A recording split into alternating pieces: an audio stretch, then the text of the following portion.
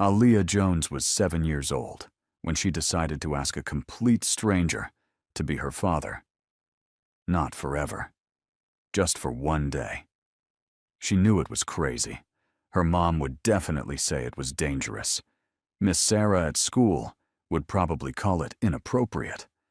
But Aaliyah was desperate, and desperate people do brave things. If you're ready to hear how one question, asked by one little girl, changed 3 lives forever, then subscribe to this channel right now.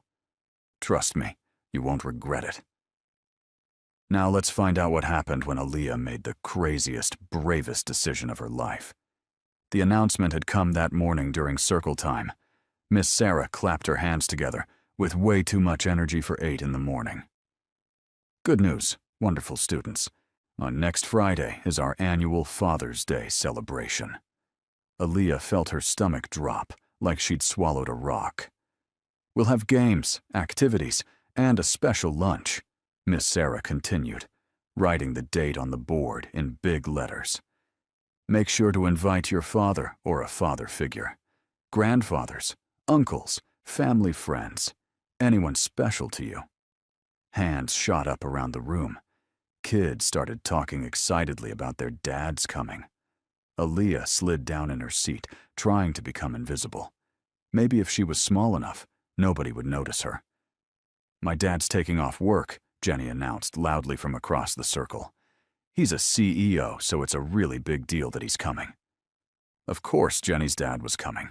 Jenny's dad came to everything. Jenny had a dad and a mom, and probably a perfect family that ate dinner together every night and never argued about money. That's wonderful, Jenny, Miss Sarah said. Remember, everyone, it doesn't have to be your biological father. The point is celebrating the important men in our lives. Min Jun, the quiet boy who sat next to Aaliyah and sometimes shared his snacks, leaned over. Is your mom coming again? Aaliyah nodded, not trusting her voice to work properly. Last year had been awful.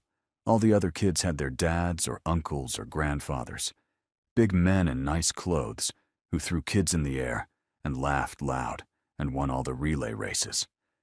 Aaliyah's mom had come in her teaching clothes, tired from working late the night before. She tried so hard, played all the games, cheered the loudest, held Aaliyah close during the father-daughter dance, while Aaliyah pretended not to hear the whispers. Where's her dad? Doesn't she have a dad? Why is only her mom here? That's so weird. After school, Aaliyah dragged her feet the whole walk home. Her mom noticed immediately because moms always notice everything. Rough day, baby? They announced the Father's Day thing. Aaliyah kicked a small rock and watched it skitter across the sidewalk. Her mom, Brooke, stopped walking. Oh. That one word carried so much weight. Sadness and guilt and frustration all mixed together. I don't want to go this year, Aaliyah said, still looking at the ground. I don't want you to come either. I'm sorry, Mommy, but I can't do it again. Aaliyah, honey. Everyone laughs at me. The words came out faster now, like a dam breaking. Everyone asks where my dad is. Everyone feels sorry for me, and I hate it. I hate feeling different. I hate being the only one. I just want one day, one stupid day, where I'm normal like everyone else. Right there on the busy Seoul sidewalk, with people rushing past, and car horns honking, and the world moving around them, Aaliyah started crying. Not quiet tears either. Big, gulping sobs that shook her whole body. Brooke knelt down right there on the concrete and pulled her daughter into a tight hug. I know, baby. I'm so sorry. I know. Why didn't he want me, Mommy? Aaliyah's voice came out small and broken. My dad? What's wrong with me that he didn't want me? Those words stabbed Brooke right in the heart. Nothing is wrong with you, you hear me? Nothing. There is nothing wrong with you. He's the one who messed up. He's the one missing out on knowing the most amazing little girl in the world. But words couldn't fix this kind of hurt. Brooke knew because she felt it too. The rejection, the weight of doing everything alone when there should be two parents, the guilt of not being able to give Aaliyah what every other kid seemed to have so easily. That night, after Aaliyah finally cried herself to sleep, Brooke sat at their tiny kitchen table and looked at old messages on her phone. Messages from Aaliyah's father from years ago. "I'm not ready for this. This isn't my problem. Lose my number." Then nothing. Blocked. Gone. Like his daughter didn't exist. Brooke deleted the messages for the 100th time, knowing they were burned into her memory anyway. She made herself a promise. She'd find a way to make Father's Day special. Somehow, even if she had no idea how. Meanwhile, across Seoul, in a part of the city where everything cost too much and everyone had secrets, Kwon Ju-won was having a very different kind of evening. The man across from him was sweating so much his shirt had dark patches under the arms. His hands shook as he tried to explain why he didn't have the money he owed. "Mr. Kwon, please, just one more week. I promise I'll have it. My daughter, she got sick. I had to pay for medicine." Ju-won held up one hand. The man stopped talking immediately. "Mr. Park," Ju-won said quietly, and somehow his quiet voice was scarier than if he'd yelled. "Do you know why people respect me?" The man shook his head. "Because when I say something, I mean it. When I give a deadline, it matters. I gave you 3 months. You've had your time. But my daughter, that's not my concern." Ju-won stood up, buttoning his jacket with careful, precise movements. He nodded to the large man standing by the door. "Take what he owns. The car, the watch, everything. We're done here." Mr. Park started crying, but Ju-won was already walking out. Another problem handled. Another day in a life built from nothing after the orphanage threw him out at 18, with nowhere to go and nobody who cared. He'd built an empire from that nothing. Built it with intelligence and ruthlessness and careful strategy. People feared him. People respected him. People paid him what they owed or faced consequences. This was his world. Cold, controlled, profitable. He liked it that way. Or at least, he'd convinced himself he did. Now, before this story takes a turn nobody saw coming, especially not Ju-won, I need you to do something for me. Hit that subscribe button right now. Because what happens when a desperate 7-year-old meets a dangerous man is going to surprise you. Trust me, you're going to want to see where this goes. 3 days before the Father's Day event, everything changed. Ju-won sat in the principal's office at Myeongsung International School, the same school he'd attended years ago on a scholarship for orphans. He was there to make a donation. 500 million won. Enough to build a new library and fund scholarships for kids like he used to be. Principal Kim wouldn't stop talking, thanking him, praising him, going on and on about legacy and inspiration and giving back. Ju-won nodded politely while his mind was already on his next meeting. "And we'd be so honored if you'd attend our Father's Day celebration next Friday as a special guest," Principal Kim said, sliding a fancy invitation across the desk. Ju-won glanced at it. "I'll have to check my schedule." Just for an hour, the children would be so inspired to meet you, a scholarship student who became so successful. If only he knew what kind of success he was praising. Ju-won took the invitation just to end the conversation. "I'll see what I can do." He left the building and stood by his car, waiting for his assistant Min-seo, who'd run back inside for something he forgot. The afternoon sun felt warm. Students were leaving school, their voices and laughter filling the air. Ju-won checked his phone, scrolling through messages about shipments and territories, and problems that needed handling. Business as usual. He didn't notice the little girl walking toward him until she spoke. "Excuse me, mister?" Ju-won looked down, surprised. A small girl with brown skin and her hair in 2 puffballs stood there, looking up at him with the biggest, most serious eyes he'd ever seen. She was tiny, maybe 7 years old, wearing a school uniform with her backpack almost as big as she was. Yes? He wasn't used to children approaching him. Actually, he wasn't used to anyone approaching him unless they wanted something or owed him money. The little girl took a deep breath, like she was gathering every bit of courage she had. "Are you married?" Ju-won blinked. Of all the things he expected her to say, that wasn't it. "Son, what?" "Are you married?" she repeated, like this was a perfectly normal question to ask a stranger. "No." "Why are you asking me this?" "Do you have any kids?" "No." "Where are your parents?" "My mom's at work. She picks me up at 4. The girl looked him up and down, like she was evaluating him for a job interview. "Could you pretend to be my daddy? Just for one day?" The world seemed to stop. Ju-won just stared at her, certain he'd heard wrong. "You want me to what?" The words came out faster now, tumbling over each other like she was afraid he'd walk away before she finished. "There's this Father's Day thing at school next Friday. Everyone brings their dad or their uncle or somebody.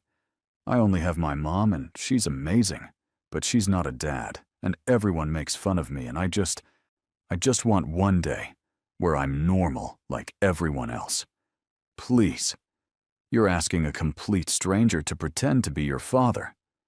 Ju-won couldn't believe this conversation was happening. "You look nice. You're dressed nice. You have a good car." She pointed at his Genesis like that proved something.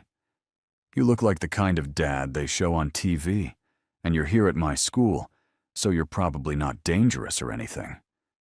That's not how dangerous people work. So does that mean you'll do it?" She had him there. Ju-won ran a hand over his face. This was insane.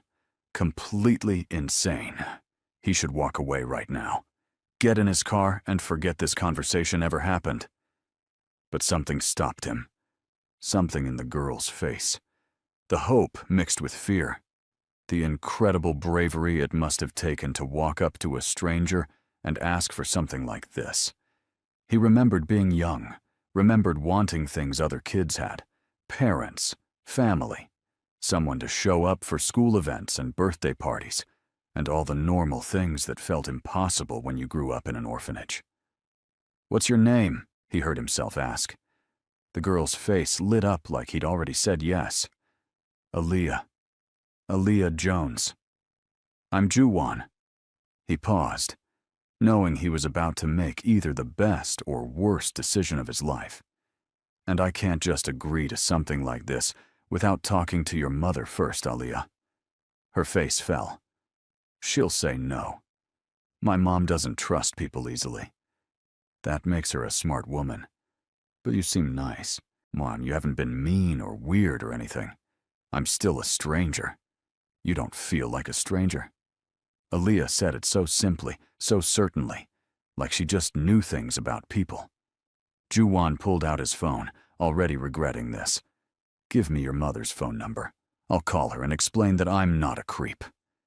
"That's exactly what a creep would have to say, though," Aaliyah pointed out. Despite everything, Ju-won almost smiled. "You're right, but I'm going to try anyway." Aaliyah rattled off her mother's number. Ju-won saved it in his phone, still not quite believing what he was doing.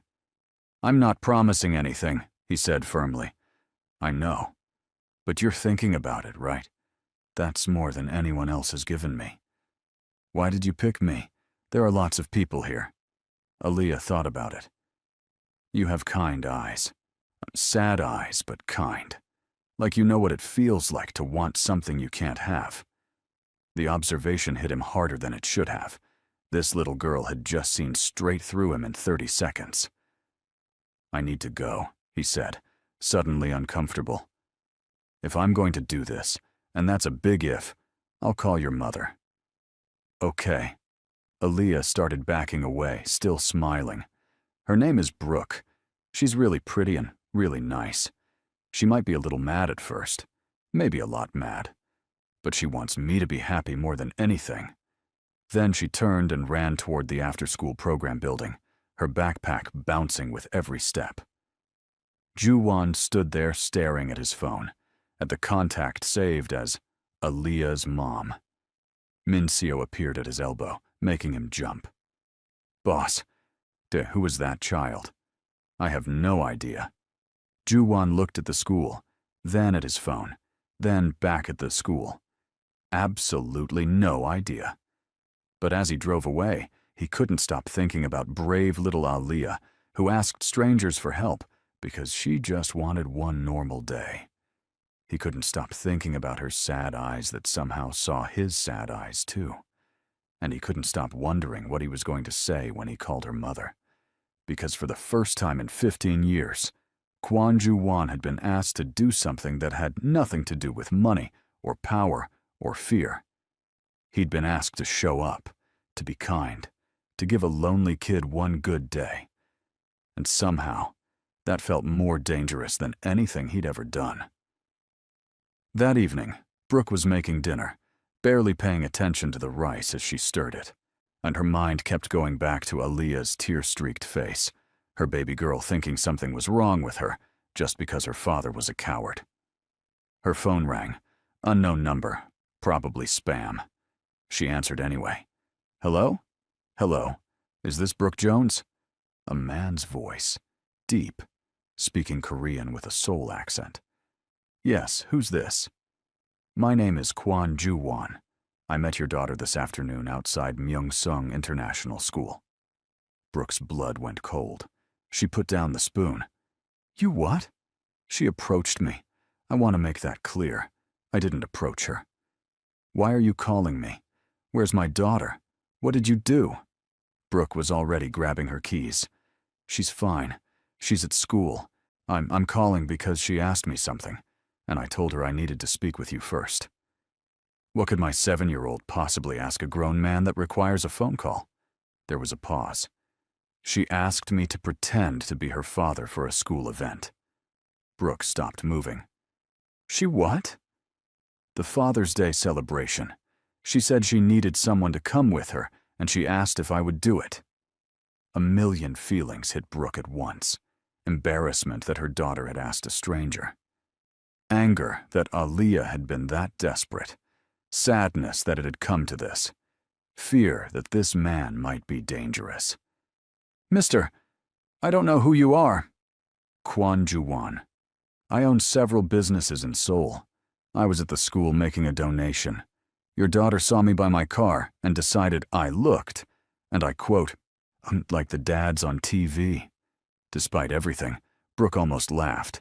That sounded exactly like something Aaliyah would say. "Mr. Kwon, I appreciate you calling instead of just showing up or something worse. But we don't need help from strangers. My daughter will be fine." "Will she?" "Excuse me." I'm not trying to overstep. But the look on that little girl's face when she asked me, that wasn't fine. That was desperation. Brooke felt tears burning in her eyes. "You don't know anything about us." "You're right. I don't. But I know what it's like to be a kid who wants something everyone else has. I grew up in an orphanage. I watched other kids get adopted, get families, get people who showed up for them. I know exactly how your daughter feels." Brooke sat down hard on her kitchen chair. "Look," Ju-won continued, his voice softer now. "I'm not asking you to trust me. I'm asking you to meet me. Public place, somewhere you feel safe. Let me show you I'm not dangerous. Then you can decide. Why would you want to do this? What do you get out of it?" Good question. Ju-won had been asking himself the same thing. Honestly, I don't know. Maybe a chance to give a kid one good day. Maybe that makes up for some of the bad I've done. That answer was too honest to be a lie. "There's a coffee shop on Samseong Street, the one next to the bookstore. Tomorrow at noon," Brooke heard herself saying. "I'll be there. And Mr. Kwon, if this is some kind of game or trick, I have friends. Good friends. You understand?" She didn't really have those kinds of friends, but he didn't need to know that. "Understood. I'll see you tomorrow. Is that Miss Jones?"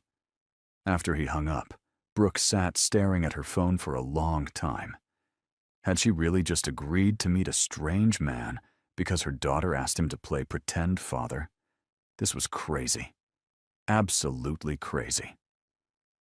Aaliyah came home from after-school program bouncing with energy. Mommy, guess what?" "What, baby?" "I think I found us a dad for the Father's Day thing." Brooke looked at her daughter's hopeful face and felt her heart break and heal at the same time. "Yeah, baby. He called me. We're going to talk about it." Aaliyah screamed and jumped up and down. "Really? Really? Really? Really? But I'm not promising anything. We have to meet him first and make sure he's safe and nice." "He is, Mommy. I could tell. He has kind eyes." Brooke hoped her daughter's instincts were right. She also hoped she wasn't making the biggest mistake of her life. That night, Ju-won sat in his penthouse apartment, looking out at the Seoul skyline. Min Seo had left hours ago after trying one more time to talk him out of this. "Boss, this is a bad idea. What if someone sees you? What if it gets complicated? What if—" "I'm not asking your permission," Ju-won had said, ending the conversation. Now alone, he picked up the invitation to the Father's Day event. He thought about that little girl, Aaliyah, looking up at him with hope in her eyes. When was the last time someone had looked at him like that? Like he could be something good? He pulled up his background check on his laptop, the official one he used for legitimate business dealings. Clean record, successful businessman, philanthropist. Nothing that would scare a protective mother. The real file, the one that showed his actual business, his connections, the gray and black areas he operated in, that stayed locked away. One day, he told himself, he could be a normal person for one day. How hard could it be? Across the city, Brooke was doing her own research. She Googled Kwon Ju-won and found plenty of results. Photos of him at charity events, articles about his business investments, mentions of his donations to schools and hospitals. He looked legitimate, respectable even. But there was something in some of the articles, careful word choices that made her pause. Controversial business practices. Private investor with diverse interests. Prefers to stay out of the spotlight. What did that mean? She looked at Aaliyah sleeping peacefully in her bed, curled up with her favorite stuffed elephant. Her baby girl who just wanted one normal day. Brooke made a decision. She'd meet this Kwon Ju-won. She'd look him in the eye and figure out if he was genuine or dangerous. She'd trust her instincts, the same ones that had kept her and Aaliyah safe all these years. And if he seemed wrong in any way, she'd run and never look back. But if he seemed okay, if he really just wanted to help, maybe she'd let him. Maybe for once, Brooke could accept help. Maybe for once, someone else could step up. Maybe, just maybe, Aaliyah could have her one perfect day. The next morning came too fast. Brooke changed her outfit 3 times before settling on jeans and a nice blouse. Professional but not trying too hard. She was meeting a potential fake father for her daughter. What was the dress code for that? She left Aaliyah with her neighbor, Miss Park, an older Korean woman who sometimes babysat in exchange for English lessons. "You look nervous," Miss Park said, taking Aaliyah's hand. "I'm meeting someone. It's complicated." "Man, someone? It's not like that." Miss Park gave her a knowing look but didn't push. The coffee shop was moderately busy when Brooke arrived 10 minutes early. She picked a table by the window where she could see the street, ordered an Americano she didn't really want, and waited. At exactly noon, a black car pulled up outside. A man got out, tall, well-dressed in dark pants and a white shirt. He looked around, spotted the coffee shop, and headed inside. Brooke recognized him from the photos. Kwon Ju-won. He was younger than she expected, maybe mid-30s. Handsome in a sharp way, almost like he didn't smile much. He scanned the shop and his eyes landed on her. She was the only black woman in the place, easy to spot. He walked over, Miss Jones. Mr. Kwan. She didn't stand up or offer her hand. Please sit. He sat across from her, moving with the kind of control that came from always being aware of his surroundings. Brooke studied him carefully. Expensive watch, but not flashy. Clean-shaven. Tired eyes. He looked like a businessman, successful and busy. He also looked like he could be dangerous if he wanted to be. "Thank you for meeting me," he said. "Thank you for calling first instead of just showing up. That earned you this conversation." A small smile touched his lips. "Your daughter said you don't trust people easily. My daughter talks too much sometimes. She's brave. Walking up to a stranger like that. She's desperate. There's a difference." Brooke leaned forward. "Let's be clear about something, Mr. Kwan. I don't know you. I don't know why you really want to do this. But my daughter is everything to me. Everything. So before we go any further, I need you to be honest. Why are you really here?" Ju-won met her eyes. He could lie, give her some sweet answer about helping children or giving back. But something about this woman's direct stare made him want to tell the truth. "I don't have a good answer," he said finally. "Your daughter asked me for something simple. One day of pretending. And I haven't had anyone ask me for something innocent in a very long time. Everyone wants money or favors or protection. She just wanted someone to show up. I can do that. What do you do for a living? And I want the real answer. I invest in businesses, import, export, real estate, some technology ventures. All true, just not complete. Are you a good person, Mr. Kwan?" Now that was a question. Ju-won thought about the things he'd done, the choices he'd made, the gray areas he lived in. "I'm not a bad person," he said carefully. "I've done things I'm not proud of, but I've never hurt anyone who didn't deserve it. I don't hurt children. Ever." Brooke watched his face as he spoke. She'd gotten good at reading people. Had to be as a foreign woman living alone in Korea. This man was hiding things. She could tell. But he also seemed genuine about this, about wanting to help Aaliyah. "If we do this, and I mean if, there are rules," she said. "Of course. You meet us in public places only before the event. And you're never alone with her. After the Father's Day thing is over, you disappear from our lives completely. No contact, no showing up, nothing." Each rule felt like a knife, but Ju-won nodded. Agreed. "No expensive gifts, no money. This isn't about that. Understood. And if at any point I feel uncomfortable or Aaliyah seems upset, this ends immediately. I wouldn't want it any other way." Brooke sat back, studying him one more time. Her instinct said he was telling the truth, or at least his version of it. Her heart said Aaliyah deserved this chance to be happy. Her brain said this was completely insane. "Okay," she heard herself say. "We can try this." Ju-won's expression shifted. Surprise and something else. Relief, maybe. "Really? One day, that's it. You show up for the Father's Day event, play the part, and then you're gone. Can you do that?" "Yes." "Then I guess we have an agreement, Mr. Kwan.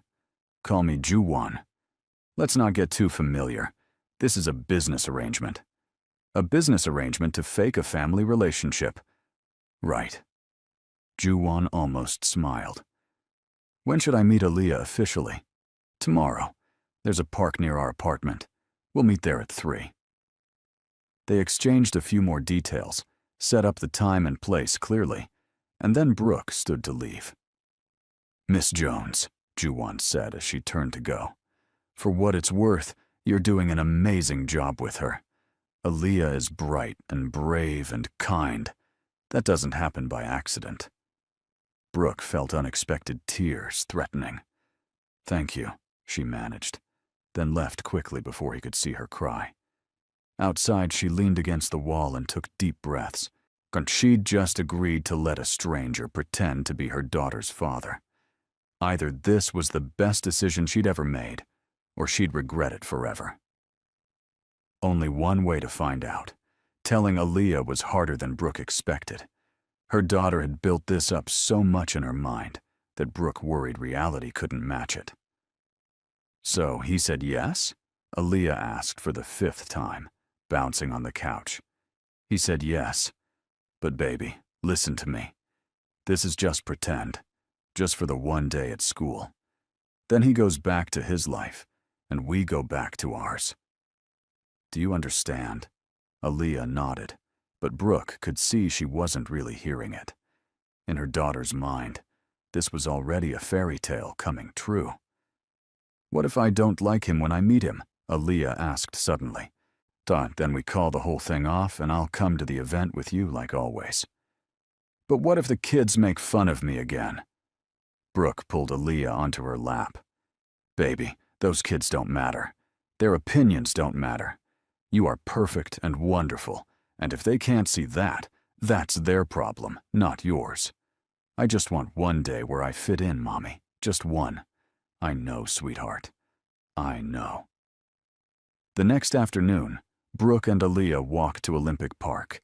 It was a warm spring day, the kind where Seoul felt almost magical with cherry blossoms starting to bloom and families everywhere enjoying the weather.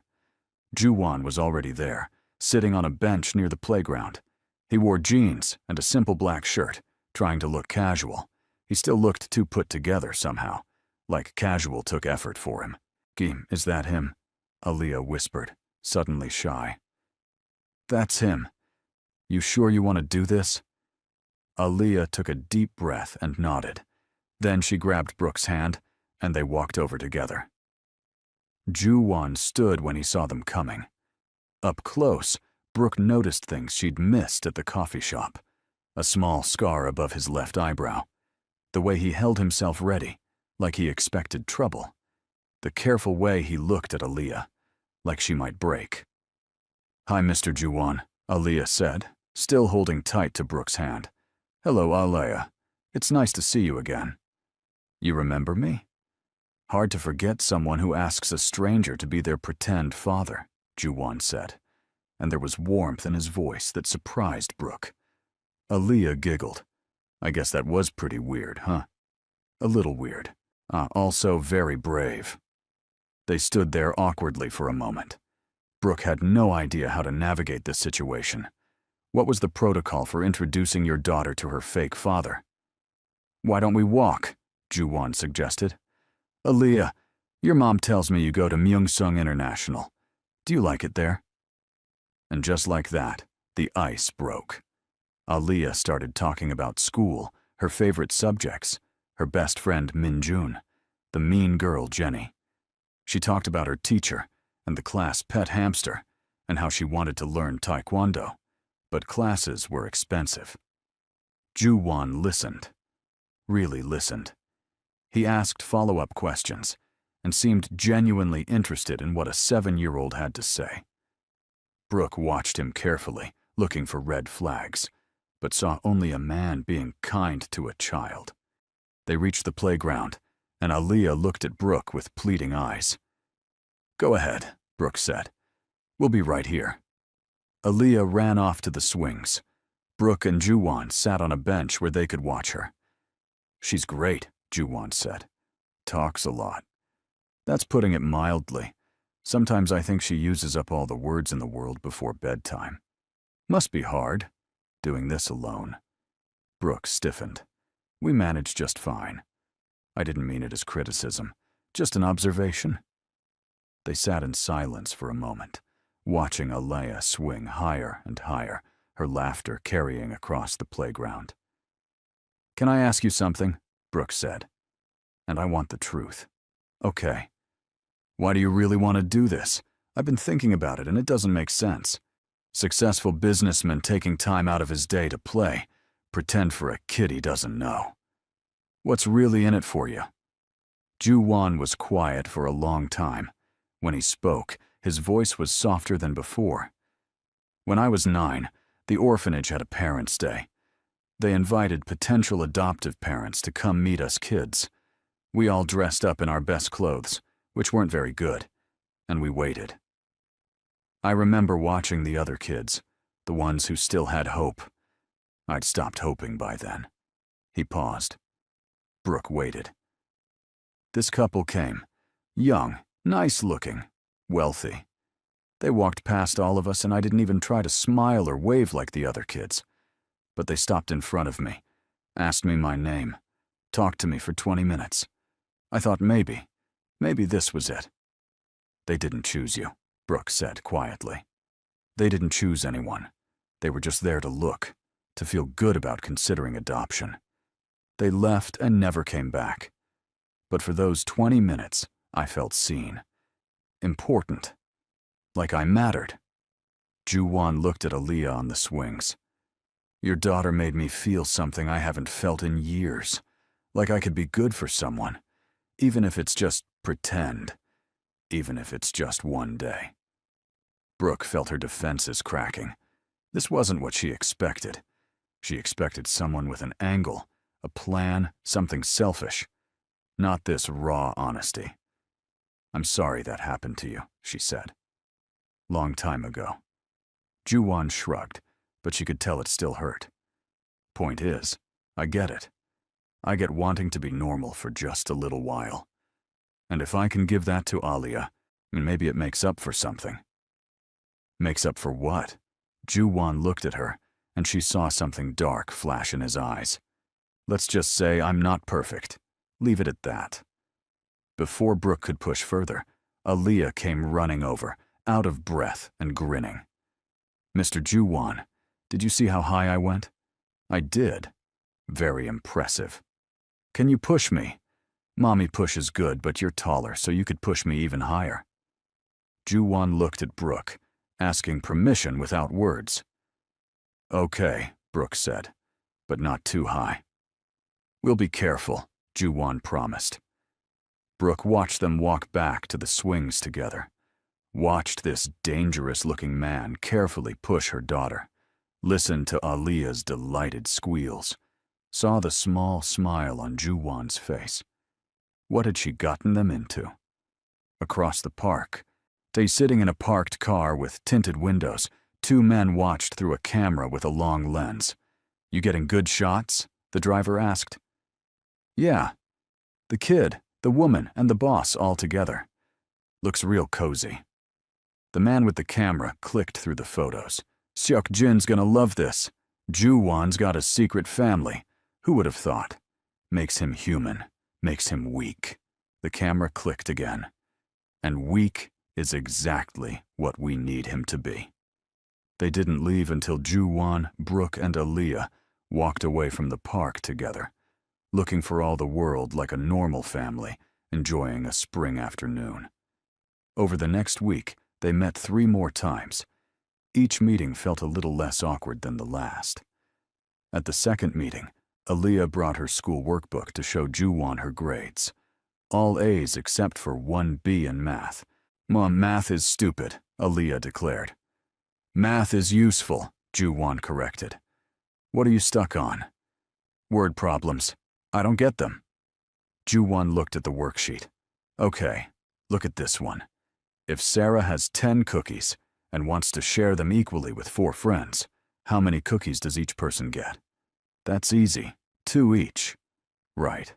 So why is it hard when they write it in a story? Because they use too many words to say simple things. Ju-won laughed. Actually laughed. Brooke looked up from her book in surprise. She hadn't heard him really laugh before.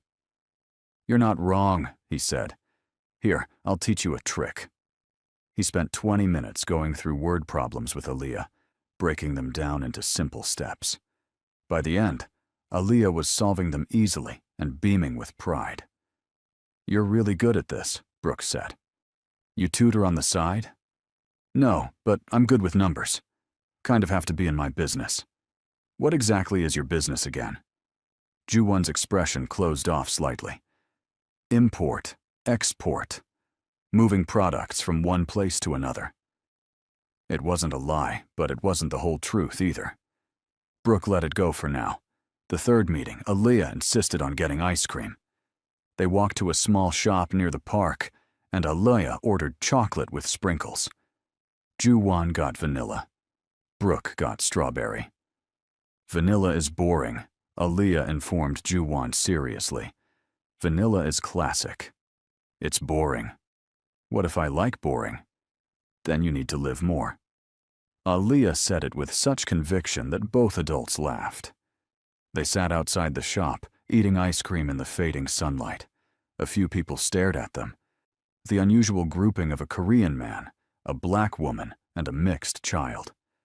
Brooke was used to stares. Aaliyah barely noticed anymore, but Ju-won noticed.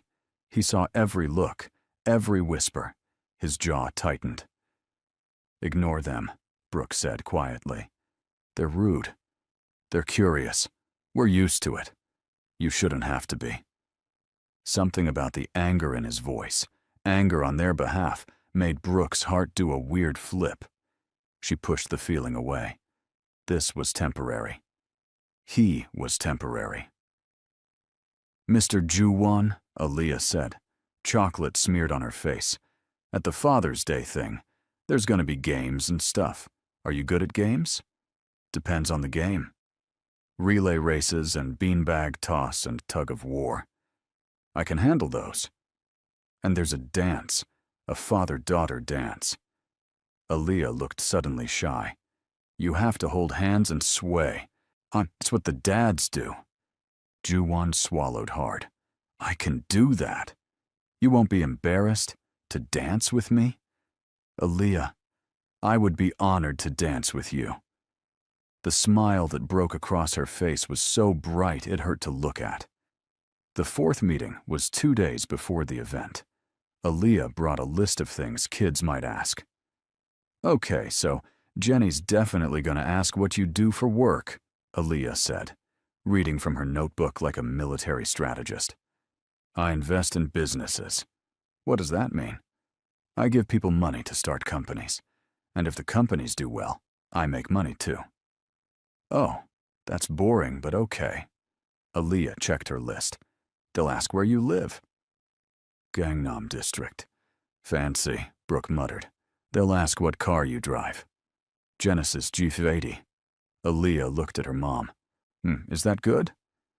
"It's very good," Brooke said, wondering again exactly how much money this man had. "Okay. They'll ask about hobbies." Ju-won paused. He couldn't exactly say his hobbies included securing shipments and managing protection rackets. "I like reading, strategy games, cooking." "You cook?"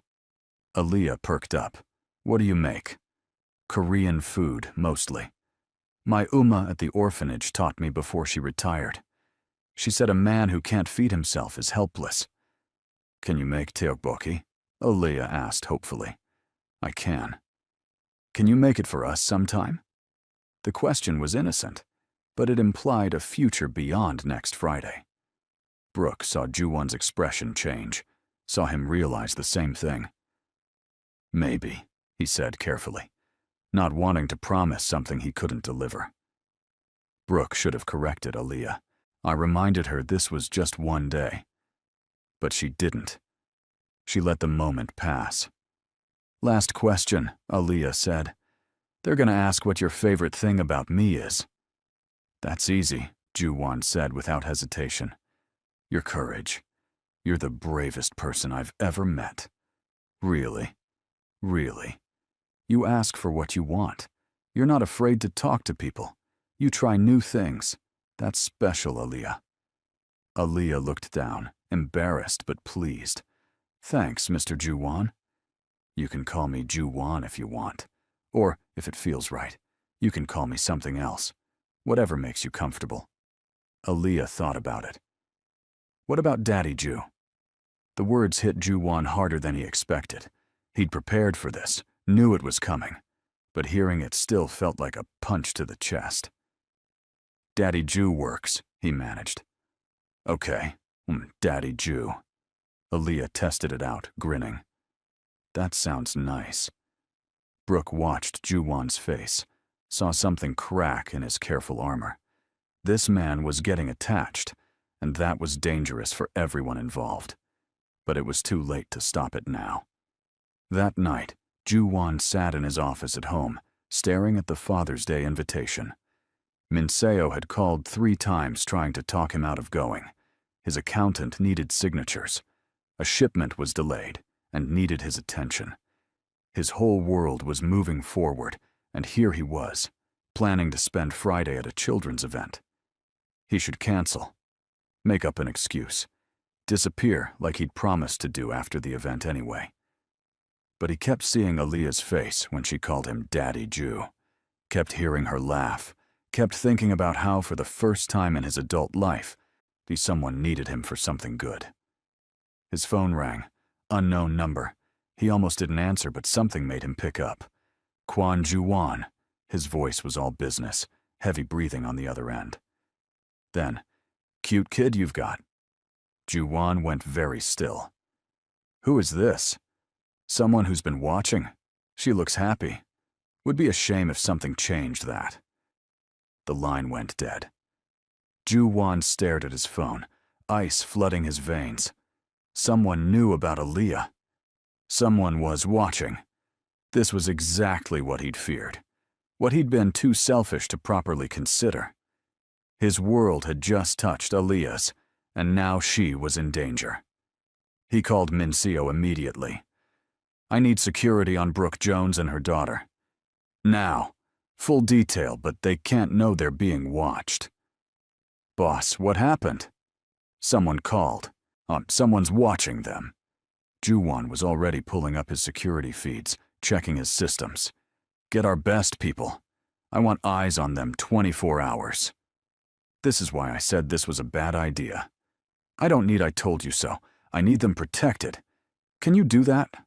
Or do I need to find someone who can?" "I'll handle it. Boss, are you going to tell the mother?" Ju-won thought about Brooke, about how she'd trusted him despite her better judgment, about how he'd promised her they'd be safe. "Not yet. Not until I know more. Just keep them safe." He hung up and immediately started making other calls. He had enemies. That was part of his life. But most of them wouldn't go after a child. Most of them had lines they wouldn't cross, which meant this was either someone new or someone desperate. Either way, they'd just made a fatal mistake, because Ju-won protected what was his, and somehow, without meaning to, Aaliyah and Brooke had become his to protect. Friday morning arrived too fast. Brooke woke up with her stomach in knots. Today was the day, the Father's Day celebration, the day her daughter had been dreaming about for weeks, the day a stranger was going to pretend to be Aaliyah's father. Nothing about this felt normal. "Mommy, help me with my dress," Aaliyah called from her room. They'd bought a new dress for the occasion, spending money Brooke really didn't have but couldn't refuse. It was purple, Aaliyah's favorite color, with a full skirt that twirled when she spun. Brooke helped her into it, brushed out her hair, and styled it into 2 puff balls with purple ribbons. "You look beautiful." "Oh, baby. Do I look like I have a dad?" Aaliyah asked, studying herself in the mirror. The question broke Brooke's heart into pieces. "You look perfect. And Aaliyah, remember, this is just pretend." "I know, Mommy. Just for today. I remember." But the way she said it told Brooke that her daughter was already forgetting the pretend part, already making this real in her heart. They met Ju-won outside the school at 9. He showed up in dark slacks and a light blue shirt, holding a single purple flower. "For you," he said, handing it to Aaliyah. "To match your dress." Aaliyah took it like he'd given her a treasure. "You remembered my favorite color. I pay attention." Other families were arriving, dads in various levels of dress, kids excited and bouncing. A few people looked over at them, curiosity plain on their faces. The wealthy Korean man with the black woman and mixed child made quite a picture. "You ready?" Brooke asked Ju-won quietly. "As I'll ever be." They walked into the school together. Aaliyah grabbed Ju-won's hand without hesitation. He looked down at her small hand in his, and something shifted in his expression. Softer. Vulnerable. Brooke's phone buzzed. A text from her friend, Rachel. "Girl, is that man what I think he is? You've been holding out on me." Brooke typed back quickly. "It's complicated. Tell you later." The event was held in the school gymnasium, decorated with banners and balloons. Tables were set up along the sides with snacks and drinks. In the center was space for activities and games. Miss Sarah greeted them at the door. "Aaliyah, you look wonderful, and you must be her father." "Ju-won," he said, shaking her hand. "Well, nice to meet you." "We're so glad you could make it. Aaliyah's been talking about you all week." They found seats, and immediately other parents started looking over. Brooke recognized some of them from previous events, saw their surprise, saw them whispering. Then Jenny's father walked over. Mr. Pak, a man who wore his wealth like armor and treated anyone he saw as beneath him with casual contempt. "Mr. Kwan," he said, his whole demeanor changing. "I didn't know you had a daughter at this school." Ju-won stood, suddenly all business. "Mr. Pak, yes, Aaliyah attends here. I'm surprised we haven't met at any of the parent events before. I keep my personal life private." Of course. Mr. Pak looked at Brooke like he was seeing her for the first time. "Your wife is—" "Brooke," Ju-won said smoothly, so not confirming or denying the wife assumption. "This is Brooke." Suddenly Brooke was visible. Mr. Pak actually bowed slightly to her. Other parents who'd ignored her before were looking over with new interest. "Mommy, why is everyone being nice now?" Aaliyah whispered. "Because Daddy Ju is important," Brooke whispered back, using the name without thinking. The activities started. First was a relay race, fathers and daughters running together with a balloon between them. Ju-won crouched down to Aaliyah's level. "Okay, strategy. We keep the balloon steady, move at your pace, and we'll be fine. Don't you want to win?" "I want us to have fun. That's winning." They didn't come in first, but they didn't come in last either. Aaliyah was laughing so hard by the end, she could barely breathe. That was worth more than any trophy. Next was the beanbag toss. Ju-won had surprisingly good aim. Aaliyah missed more than she made, but Ju-won high-fived her after every throw, success or not. "You're really good at this dad stuff," a voice said. Brooke turned to see another mother, a kind-faced Korean woman named Mrs. Choi, whose son was in Aaliyah's class. "It's his first time at one of these events," Brooke said. "Well, he's a natural. Look at Aaliyah's face. I haven't seen her smile like that before." Brooke looked. Aaliyah was radiant, glowing with happiness. And Ju-won, this serious man who probably ran a criminal empire for all Brooke knew, was smiling down at her daughter like she'd hung the moon. The dance came after lunch. Fathers and daughters paired up. Music started playing, something slow and sweet. Ju-won held out his hand to Aaliyah. "So may I have this dance?" Aaliyah put her small hand in his. He led her to the dance floor, knelt down so they were closer to the same height, and they swayed together. Brooke watched from the sidelines, her phone out recording because she knew Aaliyah would want to remember this. Through the screen, she saw her daughter's face. Pure joy. No sadness, no feeling left out, no wondering why she didn't have what other kids had. For these few minutes, she had exactly what everyone else had. A dad who showed up. A dad who danced with her. A dad who made her feel special. The song ended. Ju-won hugged Aaliyah, and she hugged him back so tight. "Thank you, Daddy Ju," she said, loud enough for Brooke to hear. "Thank you for asking me," he replied. And Brooke realized with sudden, terrible clarity that this wasn't just pretend anymore. Not for Aaliyah, not for Ju-won, maybe not even for her. After the dance, Principal Kim took the microphone. I want to thank all our wonderful fathers for being here today, especially our special guest, Mr. Kwon Ju-won, whose generosity continues to support our school. Applause broke out. Ju-won stood awkwardly, nodding in acknowledgement. Aaliyah clapped harder than anyone, proud of her pretend father. The event wound down around 2. Parents and kids filtered out slowly, tired and happy. Aaliyah held both Ju-won and Brooke's hands, swinging between them. "This was the best day ever," she announced. "Better than my birthday, better than Christmas, better than everything." "I'm glad you had fun," Ju-won said. They reached the parking lot. This was it. The moment where Ju-won would say goodbye and disappear from their lives, like they'd agreed. Aaliyah seemed to realize it too. Her smile faded. "So, I guess this is it," she said, trying to sound mature, but her voice wavered. Ju-won knelt down to her level. "Aaliyah!" "It's okay. You don't have to say anything. We made a deal. One day. I got my one day." Tears were forming in her eyes. "Thank you for being my dad today. Even if it was just pretend." Ju-won looked up at Brooke, something desperate in his eyes, like he was asking permission for something he couldn't say out loud. Brooke should have held firm, should have reminded him of their agreement, should have protected her daughter's heart from more hurt. But she couldn't, because her own heart was involved now too. "What if it wasn't just one day?" Ju-won said quietly. Aaliyah's head snapped up. "What? What if, maybe, we could do this again? Not every day.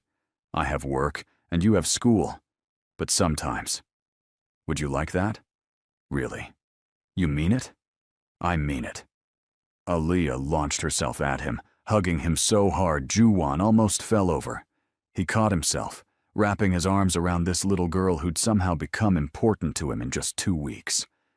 Over Aaliyah's head, his eyes met Brooke's. She saw the question there. Saw him asking if this was okay. She should say no. Should end this now before it got more complicated. Instead, she found herself nodding. Just slightly.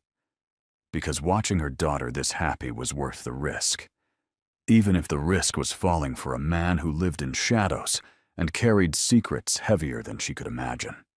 Even if the risk was letting Aaliyah's heart get broken when this inevitably fell apart. For now, just for now, they could have this. They could pretend just a little longer. What none of them knew was that across the parking lot, someone was taking pictures. Lots of pictures. The happy fake family, smiling and hugging and looking for all the world like they belonged together. The pictures were sent immediately to a secure server, then to a private phone. The phone belonged to a man sitting in a dark office, a man with scars and patience and plans. Min Seok-jin looked at the photos and smiled. "So the great Kwon Ju-won has a heart after all," he said to the empty room. "How wonderfully inconvenient for him." He pulled up another screen showing Ju-won's known businesses, his territories, his weaknesses. Before today, Ju-won had none. Before today, he was untouchable. But now he had a little girl who called him daddy, a woman who looked at him like he might be good, a fake family that looked real enough to matter. And that meant Seok-jin finally had his leverage. "Enjoy your happy day," he said, looking at the photo of Aaliyah hugging Ju-won. "Because very soon, you're going to have to choose between your empire and that smile." He set his plan in motion with 3 phone calls. By Monday, everything would change. But for now, on this Friday afternoon, Brooke and Aaliyah and Ju-won walked to get ice cream, celebrating a successful Father's Day event. Aaliyah chattered about every detail, reliving every moment. Ju-won listened and responded and seemed more relaxed than Brooke had ever seen him. And Brooke let herself believe, just for an hour, that maybe this could work. Maybe this complicated, messy, unconventional arrangement could actually be something real. The ice cream shop was the same one they'd visited before. Aaliyah got chocolate again. Juwan surprised everyone by getting chocolate too instead of vanilla. "Living more," he explained when Aaliyah laughed. They sat outside in the spring sunshine, a normal family having a normal afternoon, except nothing about them was normal. "Can we do something next weekend too?" Aaliyah asked, chocolate on her nose. "Aaliyah," Brooke warned. "What?" He said it wasn't just one day anymore. "I know, but Daddy Jew is busy." "I can make time," Juwan interrupted. "What did you have in mind?" "Can we go to the aquarium?" "No, I've been wanting to go forever, but tickets are expensive, and Mommy always says maybe later." Brooke felt embarrassed, heat flood her face. "Aaliyah, you can't just—" "I'd love to go to the aquarium," Juwan said. "Next Saturday work for you?" "Yes." Aaliyah bounced in her seat. "Then it's a date." A date. The word hung in the air. Juwan seemed to realize what he'd said and looked at Brooke, checking to see if he'd overstepped. Brooke should set boundaries, should slow this down, should protect them all from the inevitable crash. "Next Saturday sounds good," she heard herself say instead. Aaliyah cheered. Juwan smiled. And Brooke wondered what she was doing, letting this man into their lives, letting her daughter get attached, letting her own feelings get complicated. But the damage was done. The walls were down. There was no going back now. They just didn't know how high the price of that decision would be, or how soon they'd have to pay it. The week after the Father's Day event felt different. Aaliyah walked into school on Monday with her head high, smiling at everyone. When Jenny made a comment about her lunch looking weird, Aaliyah just shrugged. "My dad says different doesn't mean bad. It just means interesting." Jenny had nothing to say to that. At home, Aaliyah talked about Juwan constantly. "Daddy Jew said this. Daddy Jew thinks that. Daddy Jew is taking us to the aquarium." Brooke listened and worried. Her daughter was getting too attached too fast. But how could she stop it when she was doing the same thing? Juwan had started texting, not just about plans, but random things. A funny sign he saw that Aaliyah would like. An article about teaching kids math. A photo of food he cooked with the message, "Next time I'll make enough for 3. Brooke found herself checking her phone too often, smiling at messages from a man she barely knew, but somehow felt like she'd known forever. Wednesday evening, her phone rang. Juwan's name on the screen made her heart do something stupid. "Hello? Hey, is this a good time?" His voice sounded tired. "Yeah, Aaliyah's doing homework. Everything okay?" "Fine. Just long day. Wanted to hear a friendly voice." Brooke sat down, surprised. "You called me for that? Is that weird?" "A little. We barely know each other. Feels like I know you better than people I've worked with for years." He paused. "Sorry. That probably sounds strange." "No, I get it." And she did. Somehow this rushed, an unusual relationship felt more real than anything she'd had in years. "You want to talk about your long day?" So he did. He talked around the details, keeping things vague, but she could tell he dealt with difficult people and complicated problems. She told him about her students at the academy, the one who only wanted to learn English curse words, the grandmother who brought her homemade kimchi every week. They talked for an hour. When they finally hung up, Brooke realized she'd been smiling the whole time. Aaliyah poked her head around the corner. "Was that Daddy Jew?" "Just Juwan, baby. And yes, you look happy when you talk to him." "Do I?" "Yeah. You should look happy more, Mommy. You're pretty when you smile." Brooke pulled her daughter into a hug, blinking back sudden tears. When had her baby become so observant? A Saturday came fast. The aquarium trip was everything Aaliyah had dreamed of. She pressed her face against every glass tank, pointing out fish and reading facts from the information plaques. "Did you know octopuses have 3 hearts?" she informed them seriously. I did not know that, Ju-won said, equally serious. And they're really smart. They can solve puzzles and escape from tanks and everything. Sounds like someone else I know. Aaliyah beamed at the comparison. They stopped at the touch tank, where you could pet small sharks and rays. Aaliyah was nervous at first, but Ju-won went first, showing her it was safe. Soon she was giggling as the rays glided under her fingers.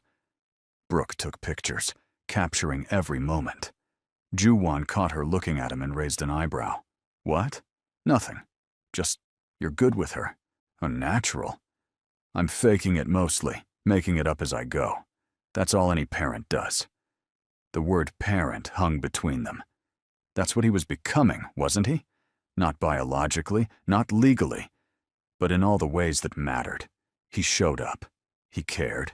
He tried. At the gift shop, Aaliyah found a stuffed octopus and held it longingly. Can I get this? I'll use my allowance. How much allowance do you have saved? Brooke asked, already knowing the answer. 3,001. The octopus cost 15,000. Aaliyah's face fell as she put it back. Ju-won picked it up. Early birthday present. My birthday's not for 5 months. Then I'm very early. Ju-won, no, Brooke started, but he was already at the register. It's a stuffed animal, not a car. Let me do this. Aaliyah hugged the octopus the whole way home, naming it Hyun, which meant ocean kindness. She made Ju-won promise to meet Hyun properly. Hyun, this is Daddy Ju. Daddy Ju, this is Hyun. She has 3 hearts just like real octopuses. Nice to meet you, Hyun, Ju-won said solemnly, shaking the octopus's tentacle. Aaliyah dissolved into giggles. They grabbed dinner at a small restaurant near Brooke's apartment. Nothing fancy, just kimbap and tteokbokki and too much food. Aaliyah told jokes she'd learned at school, most of them not very funny, but they laughed anyway. For a few hours, they were just normal. A family sharing a meal, enjoying each other's company. No pretending, no complications. When they walked back to the apartment, Aaliyah between them holding both their hands, Brooke let herself imagine this was permanent, that this wasn't going to end in heartbreak. At the apartment door, Aaliyah hugged Ju-won goodnight. Thank you for today. Best day ever. Again. You keep saying that. Because you keep making them happen. After Aaliyah went inside to get ready for bed, Brooke and Ju-won stood in the hallway. The space felt too small and too big at the same time. She's getting really attached, Brooke said quietly. I know. If you're going to disappear, do it now, before it hurts worse. Ju-won looked at her for a long moment. What if I don't want to disappear? Then what do you want? Honestly, I don't know. This wasn't supposed to happen. I was supposed to show up for one day and leave. But you both, you've gotten under my skin somehow. We're not a cure for whatever you're running from, Ju-won. I know that too. He stepped closer. But maybe you're the reason to stop running. Brooke's breath caught. He was too close, looking at her like she mattered, like she was something precious. This is complicated, she whispered. Everything worth having is. He left before she could respond, before she could make a decision she wasn't ready for. Brooke stood in the hallway for a long time, her heart racing, her mind spinning. Inside, Aaliyah was already in bed, hugging Hyun. Mommy, do you like Daddy Ju? Of course I like him, baby. No, I mean, like him. The way people do in movies. Brooke sat on the edge of the bed. Would that bother you if I did? No way. That would be amazing. Then he could be my real dad, and we could be a real family, and everything would be perfect. Nothing was ever perfect, Brooke wanted to say. Life didn't work like that. But looking at her daughter's hopeful face, she didn't have the heart to crush the dream. Let's just take things one day at a time, okay? Okay, Mommy. Aaliyah yawned. But I'm praying every night that he stays, just so you know.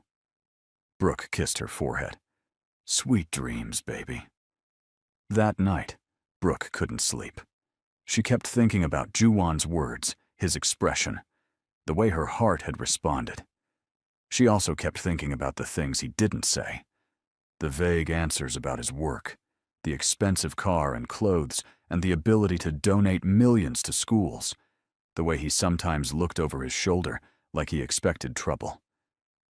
Who was Kwon Ju-won really?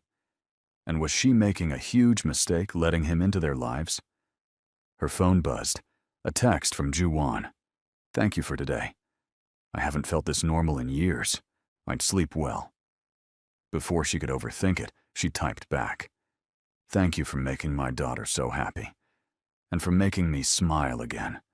3 dots appeared, disappeared, appeared again. Finally. This thing between us, whatever it is, I know it's fast and strange, but it's real for me. Just wanted you to know. Brooke stared at the message for a long time before responding. It's real for me, too.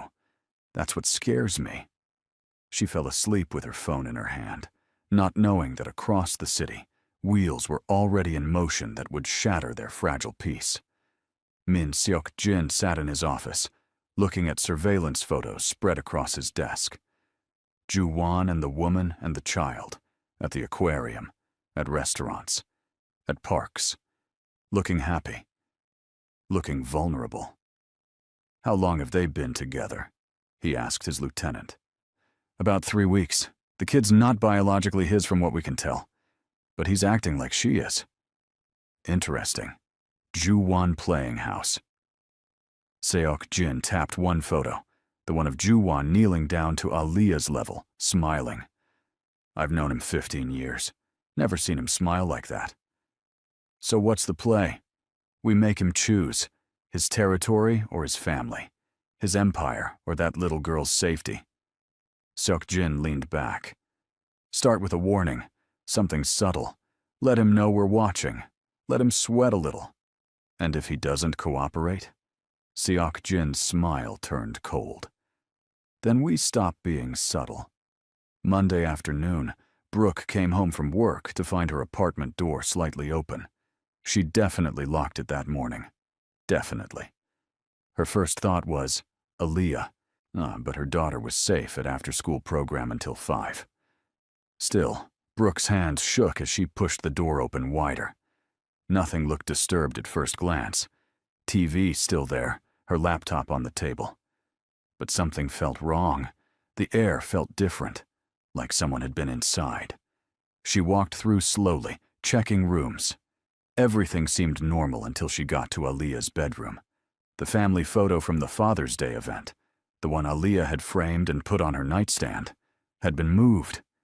It sat in the middle of her bed now, and someone had drawn on it a red X over Ju-won's face. Brooke's blood turned to ice. She grabbed the photo with shaking hands and saw the note underneath. Tell your boyfriend to answer his phone. Time's running out. She called Ju-won immediately. He answered on the first ring. Brooke? What's wrong? Someone was in my apartment. They left a message about you. Silence. Then, don't touch anything. I'm coming now. Are you safe? Where's Aaliyah? Still at school. I'm alone. Ju-won, what's happening? Lock the door. Don't let anyone in except me. I'll explain everything when I get there. He hung up before she could respond. Brooke locked the door, checked the windows, grabbed a kitchen knife because she'd seen that in movies, and didn't know what else to do. 15 minutes later, someone knocked. She looked through the peephole and saw Ju-won. She let him in, and he immediately checked every room, every closet, every possible hiding place. You're alone, he said finally. Good. Ju-won, what is this? Who are these people? He looked at her, and she saw something in his face she hadn't seen before. Fear. Real, the genuine fear. I need to tell you something. And you're going to want me to leave. You're going to hate me. But I need you to listen first. Brooke sat down hard on her couch. Okay. I'm not just a businessman. I mean, I am, but not the legal kind. I run operations that exist in gray areas. Import, export, protection, information. I've spent 15 years building an empire that operates outside the law. You're a criminal. Her voice sounded hollow. Yes. You're in the mafia or something. Something like that. And I have enemies. Dangerous ones. One of them just found out about you and Aaliyah. Brooke stood up, anger flooding through her shock. You brought criminals to my door? To my daughter? I didn't mean to. I hoped it would just be one day and no one would notice. But I kept coming back, and they saw, and now they know you matter to me. We don't matter to you. We barely know you. That's not true, and you know it. Ju-won stepped closer. Brooke, I'm sorry. I'm so sorry. But right now we need to focus on keeping you safe. Safe? You're the danger. You need to leave. Now. Get out and never come back. I can't do that. Yes, you can. You walk out that door and forget we exist. If I do that, they'll still come for you. You're a loose end now. A witness who knows my face, my connection to illegal activities. My enemies won't just let you go. The reality of what he was saying hit her. So what? We're trapped now? We're in danger because my daughter asked you to play pretend dad? I'm going to fix this. I have people, resources. I can protect you. Like a criminal protects people? Oh, no, thank you. Brooke, please. Get out. Get out of my home right now. Aaliyah's voice came from the doorway. Daddy Ju? They both turned. Neither had heard her come in. She must have used her key. Her little face was confused, looking between the two adults. What's wrong? Why's Mommy yelling? Ju-won knelt down. Hey, Aaliyah. Your mom and I are just having an adult conversation. It doesn't sound good. It's complicated, sweetheart. Aaliyah looked at Brooke. Mommy, are you making Daddy Ju leave? Baby, it's not that simple. You always do this. Whenever something good happens, you push it away. Tears filled Aaliyah's eyes. I finally have a dad, and you're making him go. Aaliyah, there are things you don't understand. I understand that you're scared. You're always scared. But Daddy Ju is nice, and he makes us happy, and I don't want him to leave. Brooke felt like her heart was being ripped in half. She looked at Ju-won, saw his misery, saw him waiting for her decision.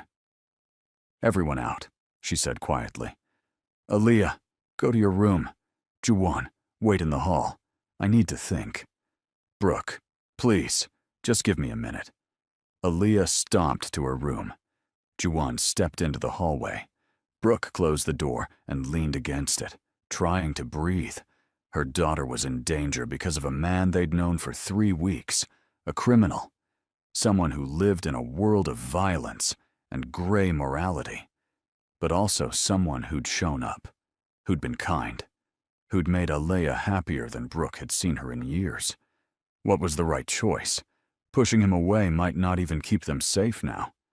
But letting him stay meant accepting his protection, his world, his darkness. She opened the door. Ju-won stood there, hands in his pockets, looking lost. If we do this, if I let you help, you tell me everything. No more secrets. I need to know what we're dealing with. Relief flooded his face. Okay. Yes. Anything. And the first thing you do is keep my daughter safe. I don't care what it costs or what you have to do. She doesn't get hurt. Ever. I swear it. Then start talking. Tell me everything.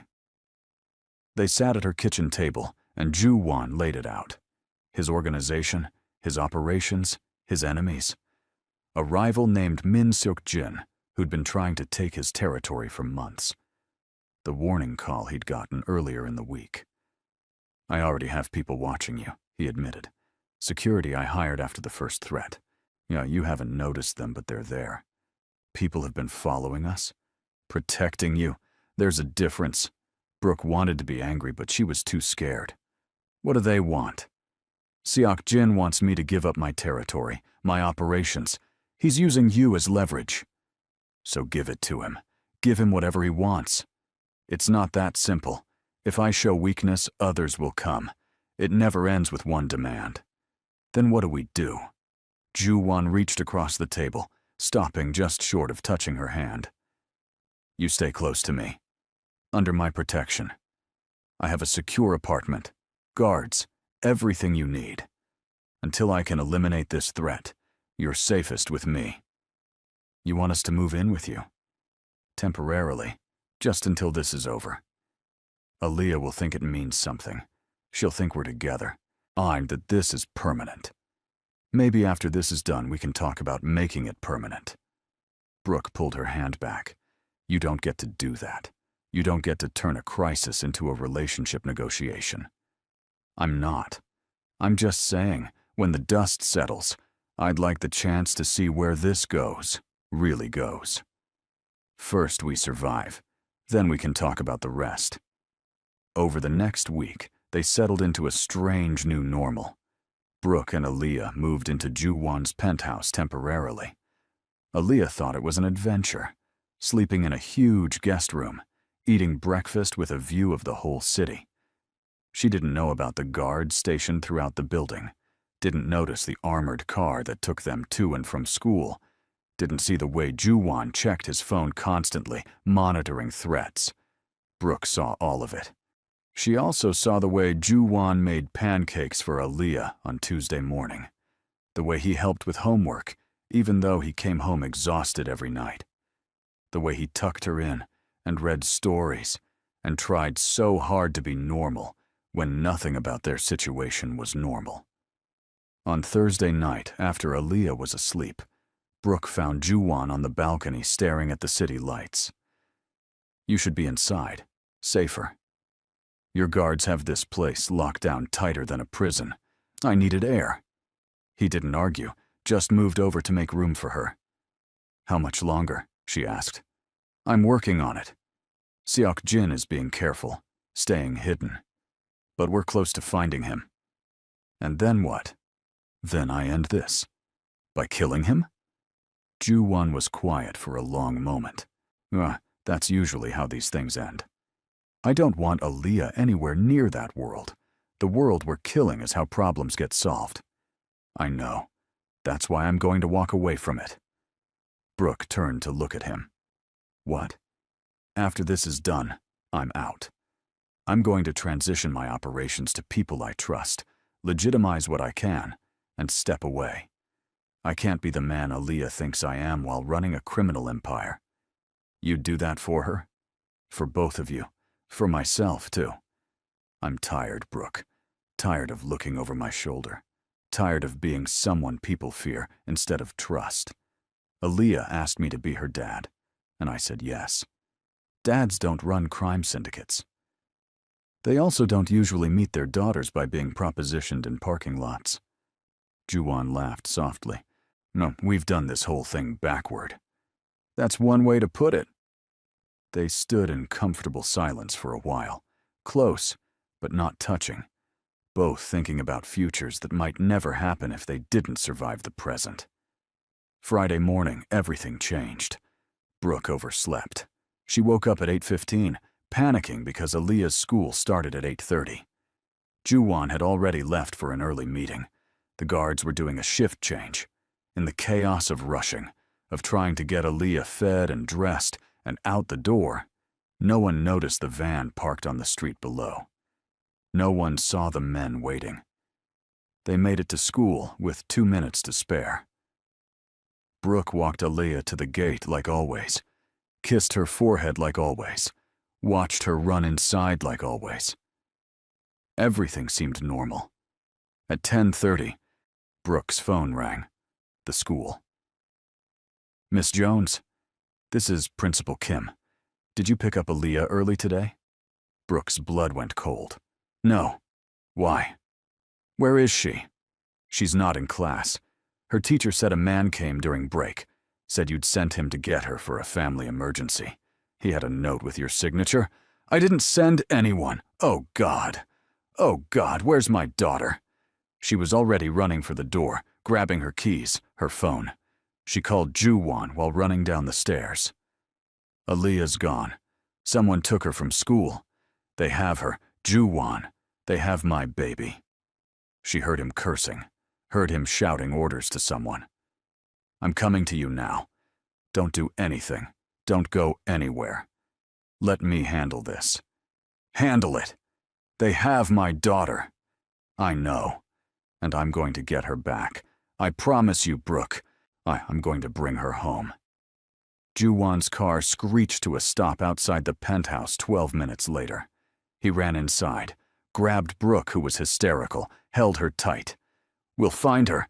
I swear to you, we'll find her. His phone buzzed. A video message from an unknown number. He opened it. Aaliyah appeared on screen, sitting in a chair, crying but unharmed. A man's voice spoke off camera. The great Kwon Ju-won, you've built quite the empire. Shame you have to give it all up now, unless you want the girl returned in pieces. You have 24 hours to transfer your territories, your accounts, everything. Come alone to the address I'm sending. Bring anyone else and she dies. Clock's ticking. The video ended. Brooke was sobbing into Ju-won's chest. He held her with one arm while texting rapidly with the other. Minseo, and get everyone together. Now. Full mobilization. He looked down at Brooke, smoothed her hair back. Listen to me. I need you to stay here. Can you do that? I'm coming with you. No. She's my daughter. I'm not sitting here while someone else saves her. I'm coming. Ju-won saw the determination in her eyes, and knew arguing was useless. Okay, but you do exactly what I say. Exactly. Understood? Just bring her home. I will. Whatever it takes. The next 12 hours were the longest of Brooke's life. Ju-won's team worked frantically, tracking the video source, following digital trails, calling in favors from people Brooke didn't want to know about. By midnight, they had an address, an abandoned warehouse near the port. Seok-jin was there, waiting. Ju-won geared up like he was going to war. Vest, weapons, earpiece, for Brooke watched him transform from the man who made pancakes into someone cold and dangerous. The plan is simple, he told his team. I go in the front, make the exchange. You surround the building, stay out of sight. When I have Aaliyah, when she's clear, you move in. Boss, this is a trap, Minseo said. He's going to kill you the second you walk in. Probably. That's why you're going to make sure he doesn't get the chance. Ju-won looked at Brooke. You stay in the car with 2 guards. No matter what you hear or see, you don't come out until I bring Aaliyah to you. Ju-won? Promise me. She wanted to argue, but she nodded. Promise. They drove through Seoul's empty streets, a convoy of black cars. When they reached the warehouse, Ju-won got out alone. Brooke watched him walk toward the building, shoulders back, head high. But he looked fearless. She wondered if he was terrified inside like she was. Inside the warehouse, Seok-jin waited with a dozen men. And there, tied to a chair in the middle of the space, was Aaliyah. She looked tiny and scared, but when she saw Ju-won, her face lit up. Daddy Ju. I'm here, sweetheart. Everything's going to be okay. Seok-jin stepped out of the shadows. Touching. The big bad wolf, tamed by a child. I have what you want. Let her go. Show me first. Ju-won pulled out a tablet, showing documents, account numbers, territory deeds. Everything Seok-jin had asked for. It's all there, take it. Just give me the girl. Seok-jin scrolled through, nodding appreciatively. You really do care about her. I wasn't sure if it was an act. It's not. Now let her go. See, here's my problem. Even without your empire, you're dangerous. You're smart, connected, ruthless when you need to be. If I let you walk out of here, Eventually you'll rebuild. Eventually you'll come for revenge. I'm leaving this life. You can have it all. I just want her." "I don't believe you." Seok-jin raised his gun, pointing it at Ju-won. His men did the same. Aaliyah screamed, "No, don't hurt him!" Ju-won didn't move. "Seok-jin, please, whatever you want, I'll give you anything. Just don't do this in front of her." "That's exactly why I'm doing it in front of her. So she learns what happens when people care about you in this business." Seok-jin's finger moved to the trigger. "They die." Outside, Brooke heard the gunshot and screamed. The guards tried to hold her back, but she was already running, sprinting toward the warehouse. Inside, chaos. Ju-won had moved the second before Seok-jin fired, diving left, pulling his own weapon. His team crashed through the windows, through the doors. Gunfire erupted. Ju-won's only thought was Aaliyah. He crawled through the firefight, reached her chair, started cutting her free. "Close your eyes, sweetheart. Don't look. Just hold on to me." She wrapped her arms around his neck, burying her face in his shoulder.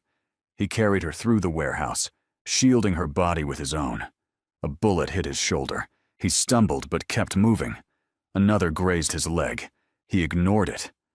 All that mattered was getting Aaliyah out. He burst through the warehouse door, just as Brooke reached it. She saw him covered in blood, saw Aaliyah in his arms, and ran forward.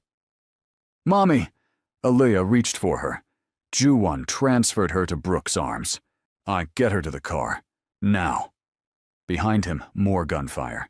He turned back, limping, bleeding, but standing between Seok-jin's men and the two people he loved more than anything.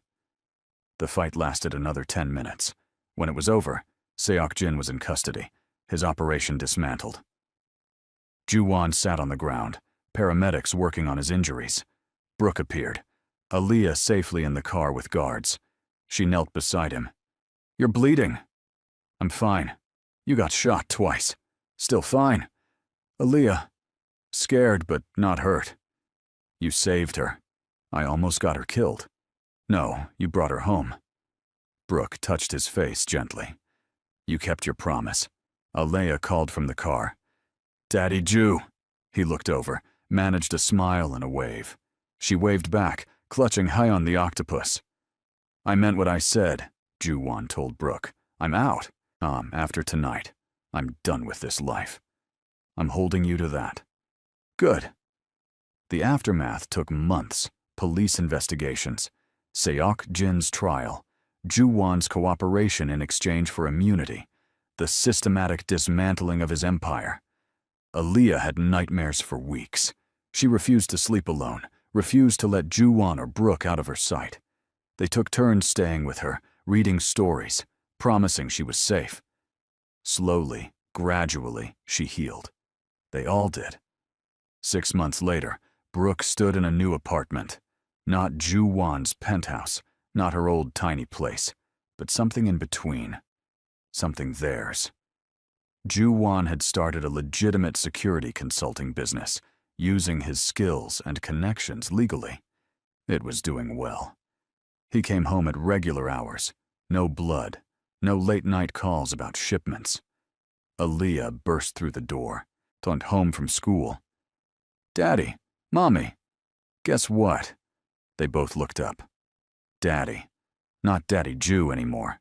Just Daddy. It had happened gradually, naturally. "What, baby?" Brooke asked. "We're having another Father's Day thing at school next month. Can Daddy come? For real this time?" Ju-won knelt down. "I'll be there. Wouldn't miss it. And it's not pretend anymore, right? You're really my dad now?" He looked at Brooke. They'd been talking about it for weeks. Adoption papers. Making it legal. Making it real. "Yeah, sweetheart. I'm really your dad now." Aaliyah hugged him so tight. Over her head, Ju-won met Brooke's eyes. They hadn't made their own relationship official yet. Taking things slow, making sure Aaliyah was stable, making sure they were building something that would last. But the love was there, growing stronger every day. Then that night, After Aaliyah was asleep, Ju-won found Brooke on their small balcony. "You know what day it is?" he asked. "Thursday? 6 months since the warehouse. 6 months since I decided to leave my old life. Any regrets?" "Not even one." He stood beside her. "I gave up an empire. Know what I got instead?" "What?" "Everything that actually matters. A daughter who thinks I hung the moon. A woman who makes me want to be better. A chance at a normal life." He took her hand. "Turns out normal is pretty amazing. It's not always going to be easy. Nothing worth having is." They stood together, looking at Seoul's lights. The same city where a little girl had walked up to a stranger and asked for one day. One day that changed everything. In her room, Aaliyah slept peacefully, holding Hyun, while on her nightstand sat the family photo from that first Father's Day event. Beside it, a newer photo. The three of them at the beach last month, genuinely happy, genuinely together. And on her desk, homework. An essay question. What is a hero?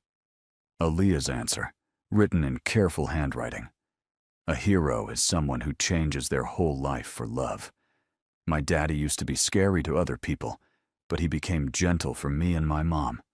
He says the bravest thing he ever did was say yes when I asked him to be my dad. But I think the bravest thing was choosing to stay. Heroes don't run away. They stay even when it's hard. That's what makes them heroes. Teacher's comment in red pen. Beautiful. Aaliyah. A plus. A year after that warehouse, Ju-won stood in family court. This time, the judge asked Aaliyah directly, "Do you want Mr. Kwon to be your legal father?" "Yes, more than anything." "Can you tell me why?" "Because he showed up when I asked, and he stayed when things got hard. And he loves me and my mom. That's what dads do." The judge smiled. "Well said. Mr. Kwon, you're officially Aaliyah's father. Congratulations." The gavel came down. It was done. Official. Real. Outside the courthouse, Aaliyah held her new adoption certificate like it was made of gold. "I have a dad. A real dad. Forever." "Forever," Ju-won agreed, his voice thick. Brooke took a photo of them, father and daughter, both grinning so wide. She posted it later with a simple caption. "Sometimes family finds you in the most unexpected ways." 6 months after that, Ju-won proposed to Brooke. Nothing fancy, just the three of them at home.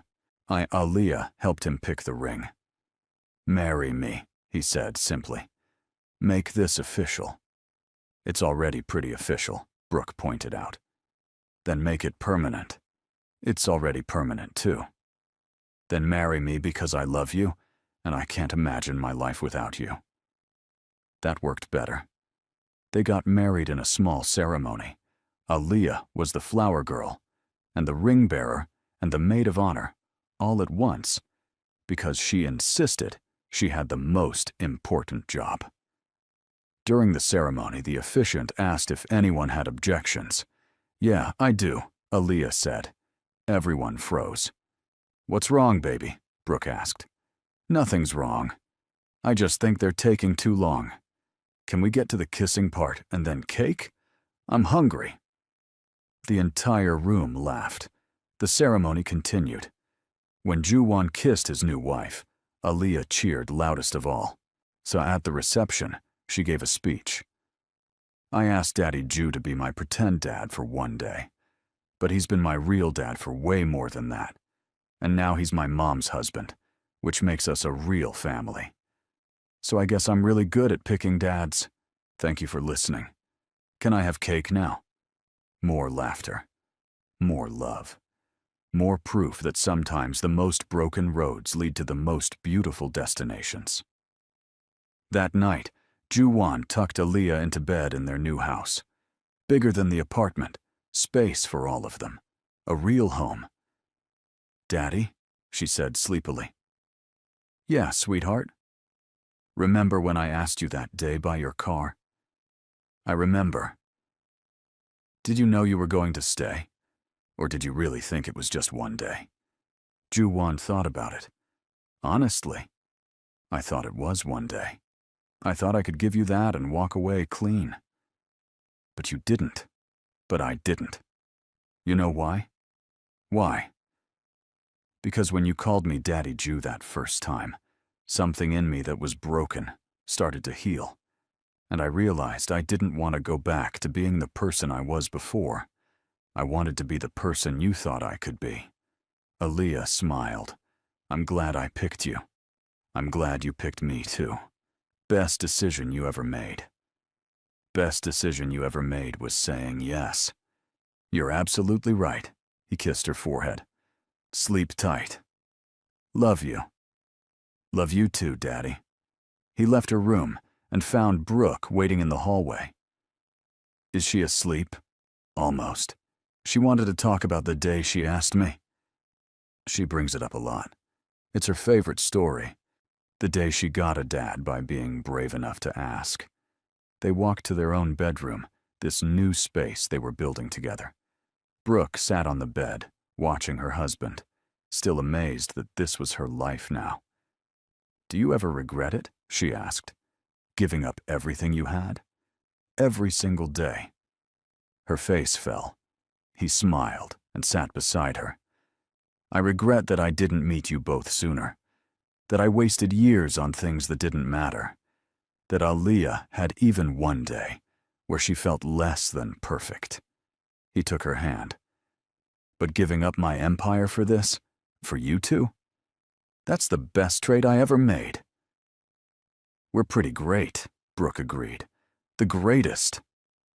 They sat in comfortable silence, two people who'd found each other in the strangest way possible and built something real from a foundation of pretend.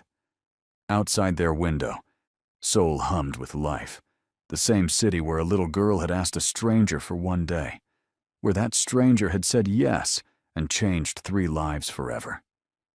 Some stories start with once upon a time. This one started with, "Excuse me, mister, are you married?" And it ended with happily ever after. If this story touched your heart, hit to be reminded sometimes that it's never too late to become who we're meant to be. That families come in all shapes and sizes. That sometimes one day really can change everything.